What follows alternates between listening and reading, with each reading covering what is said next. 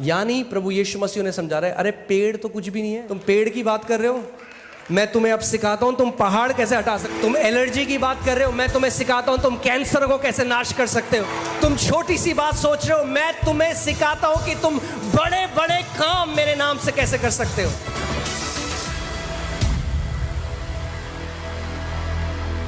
आइए हम प्रभु यीशु मसीह को महिमा दें। अपने हाथों को उठाएं जहां कहीं आप हैं और अपने मुंह को खोलें इस समय और उस परमेश्वर से बात करें, उसकी महिमा करें, उसको वर्शिप करें, उसकी आराधना करें। अपने मुंह को खोलें, अपने मुंह को खोलें। 1 मिनट के लिए हम उस परमेश्वर की जो महान है, जो सिंहासन पर विराजमान है, जिसके समान और कोई नहीं, जो कहता है मैं पहला और अंतिम हूँ, मैं अल्फा और ओमेगा हूँ। देख मैं मर गया था मगर अब मैं युगानुयुग जीवित हूँ और मृत्यु की और अधोलोक की कुंजी मेरे पास है। वो यीशु जिसका नाम हर नाम से ऊंचा है, उस यीशु नाम को हम पुकारते हैं, उस यीशु मसीह की हम आराधना करते हैं। परमेश्वर पिता आपका वचन कहता है कि और कोई नाम मनुष्य जाति को नहीं दिया गया जिसके द्वारा हम उद्धार पा सके। केवल एक नाम है, हम उस नाम को आज पुकारते हैं। प्रभु यीशु तूने कहा जो कुछ तुम मेरे नाम से मांगोगे पिता वो तुम्हारे लिए कर देगा। आज आपकी जो एक्सपेक्टेशन है, जो भी आप चाहते हैं परमेश्वर आपके लिए कहे, बोले पिता मैं यीशु के नाम से तेरे पास आता हूं। पुकारिए उस नाम को जो पवित्र है, जो जीवित है, जो सबसे ऊंचा नाम है, प्रभु यीशु मसीह का नाम। हो तू पवित्र है यीशु नाम,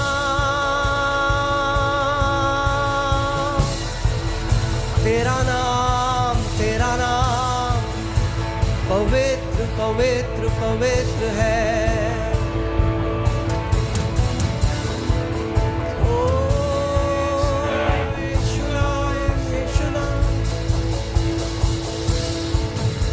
Hallelujah. Hallelujah. Praise God. आज बहुत अमेजिंग होने वाला है। Amen.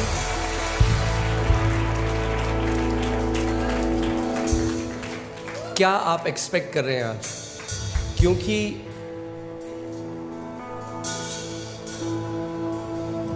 जब कभी यीशु मसीह गलील की गलियों में चलता और फिरता था तो वो लोगों से पूछता था तुम क्या चाहते हो कि मैं तुम्हारे लिए करूं?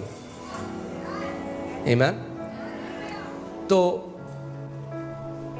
उन लोगों ने क्या बोला? जो कुछ उनकी एक्सपेक्टेशन थी, जो कुछ वो चाहते थे परमेश्वर उनके लिए करे।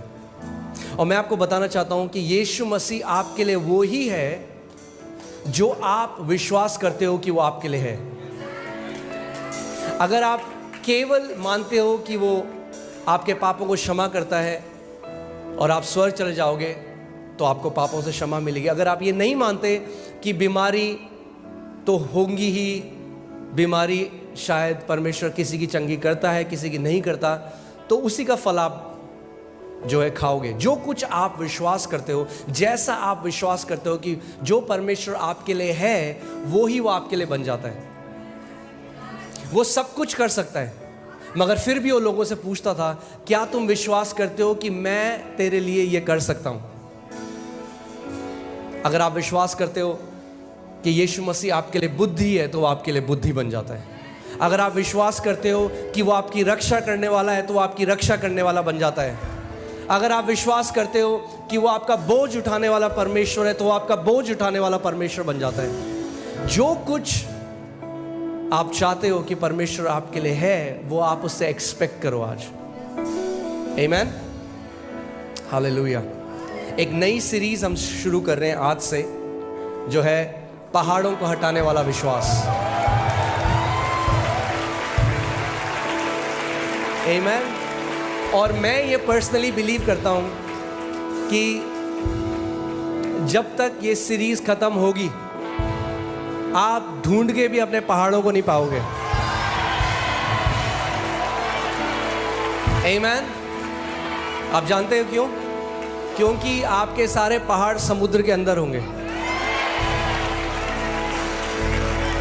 आमीन। सो आप बैठ सकते हैं मगर आत्मा में खड़े रहें। आमीन। बाइबल कहती है जागते रहें, सतर्क रहें। सो चलिए हम प्रार्थना करते हैं और फिर हम वचन की तरफ जाएंगे। मगर कितने लोग आज यहां पर हैं जो वचन से प्रेम करने वाले हैं? मुझे अपना हाथ दिखाइए। अगर आप अपना हाथ हिलाइए अगर आप कहें मैं वचन का आदर करने वाला मसीह हूं। आमीन।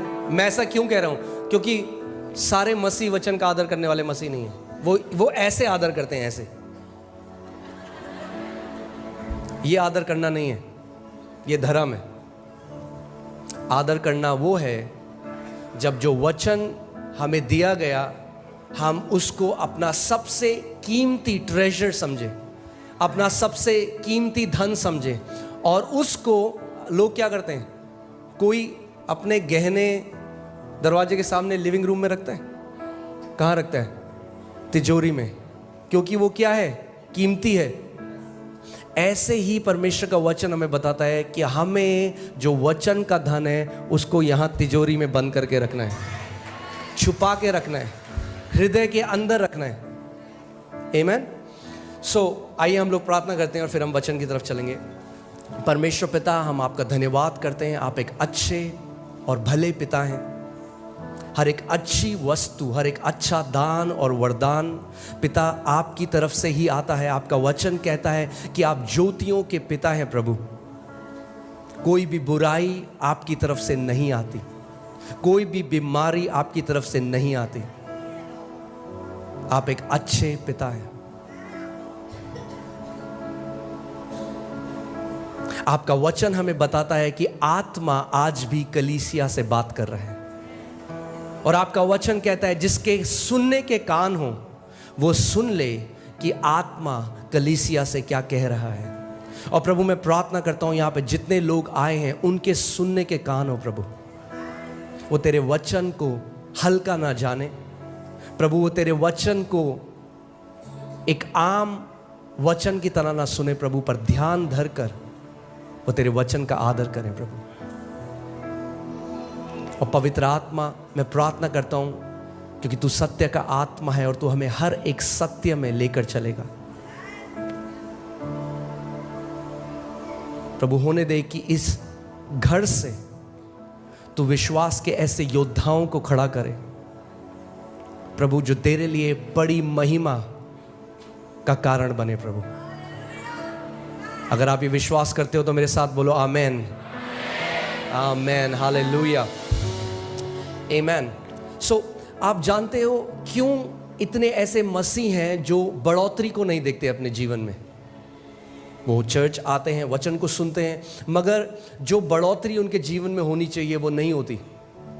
और उसका एक कारण मैं आज आपको बताऊंगा, वो वचन में है कि क्या वो कारण है कि कितने सारे ऐसे मसीह हैं फास्टिंग प्रेयर में भी आ रहे हैं और रविवार को भी आते हैं और सारी सभाओं में आते हैं, मगर वो बढ़ोतरी जो परमेश्वर चाहता है उनके जीवन में वो नहीं देखते। और उसका कारण ये है कि हर एक चीज़ के लिए परमेश्वर ने सिद्धांतों को रखा है। बोलिए सिद्धांत, सिद्धांत, आमीन। ऐसा नहीं है कि परमेश्वर कुछ लोगों के जीवन में करता है और कुछ का उसका मन नहीं करता, वो कहता है नहीं नहीं ये इनके नहीं करूँगा, मैं इसके करूँगा। वो ईना मीना मोही मोड़ नहीं कर रहे, समझ रहे हैं आप? परमेश्वर ने जो सिद्धांत रखे हैं वो हर किसी के लिए है। उसका वचन कहता है होशाया 4:6 में कि मेरी प्रजा मेरे ज्ञान न होने के कारण नाश हो गई है। सो अगर हमें परमेश्वर के वचन का ज्ञान नहीं है तो क्या होगा? जो परमेश्वर चाहता है, जो सिद्धांत उसने हमारे लिए रखे हैं, अगर हम उनको नहीं समझेंगे तो जो बढ़ोतरी वो हमारे जीवन में देना चाहता है, जो कार्य वो हमारे जीवन में करना चाहता है, वो हो नहीं पाएगा। इसीलिए परमेश्वर चाहता है कि हम उसके वचन में बढ़ते रहें। आप देखेंगे क्या लिखा है, मेरे ज्ञान न होने से मेरी प्रजा नाश हो गई है। तूने मेरे ज्ञान को क्या ठहराया है? तुच्छ माना। वो मसीह लोग आज जो नाश हो रहे हैं, उनके पीछे ये कारण नहीं है कि शैतान बहुत बड़ा है। शैतान बड़ा नहीं है, वो इसीलिए क्योंकि उन मसीहों ने परमेश्वर के ज्ञान को तुच्छ जाना।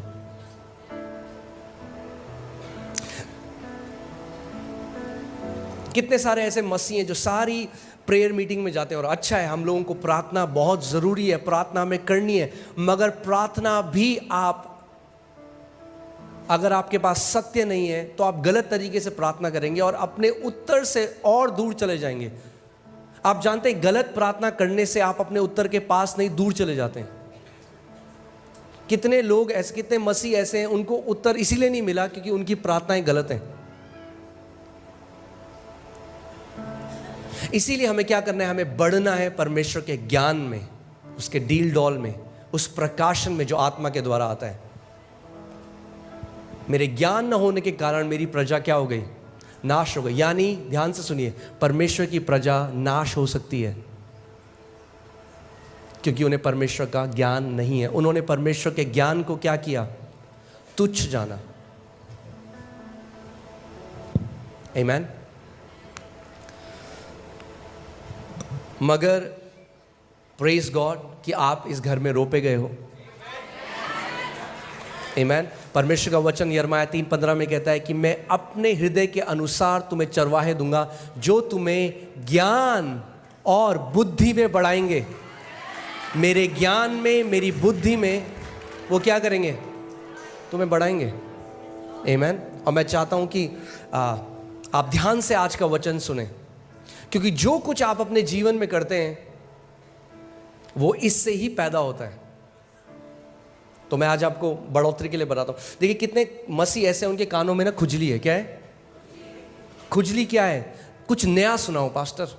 अरे पास्टर, ये तो अब विश्वास तो आपने ऑलरेडी 12 कर रखे, सुन लिया हमने, किताब भी लिख दिया आपने विश्वास के बारे में। कुछ नया सुनाओ पास्टर, कुछ नया। हमें कुछ नया रेवलेशन सुनना है। क्या सुनना है? नया रेवलेशन। जो पुराना सुना है उसके फल हैं कुछ जीवन में?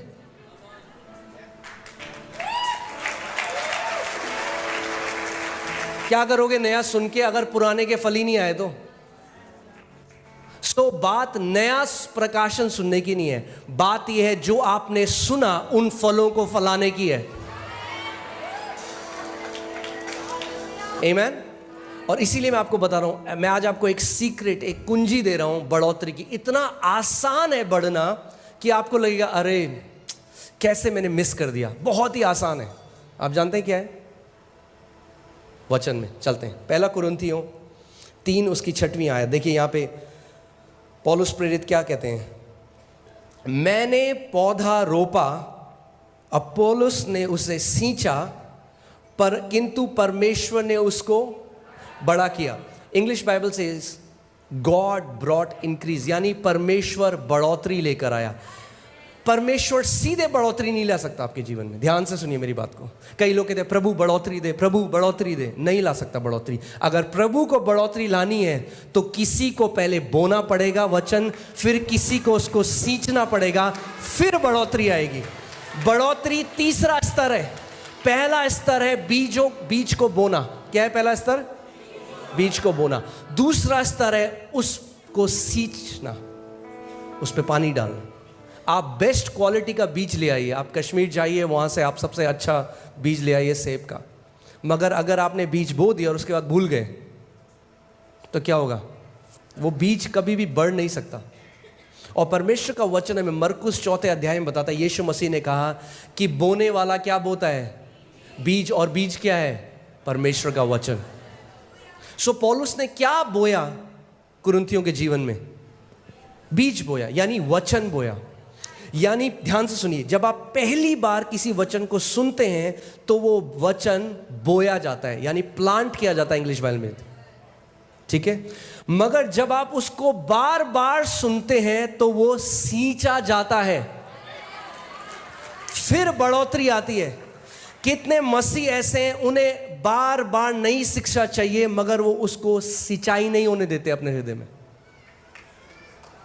यानी अगर आपको बढ़ोतरी चाहिए, प्रार्थना से नहीं आएगी। पड़ोसी को बोलो बढ़ोतरी प्रार्थना से नहीं आएगी। यही कई मसीह लोग नहीं समझते। कई लोग देख रहे हैं दूसरी तरफ, ये क्या सिखा रहे हैं पास्टर, ये आप सही नहीं बोल रहे हो। आई आपके जीवन में बढ़ोतरी, 30 साल से प्रार्थना कर रहे हो। ध्यान से सुनिए, मैं प्रार्थना करने वाला व्यक्ति हूं। हम लोग ऑल नाइट प्रेयर करते हैं, रोज घंटों अन्य भाषा में प्रार्थना बहुत ज़रूरी है, उसकी अपनी एक जगह है। मगर प्रार्थना बिना वचन के कुछ काम नहीं करेगी।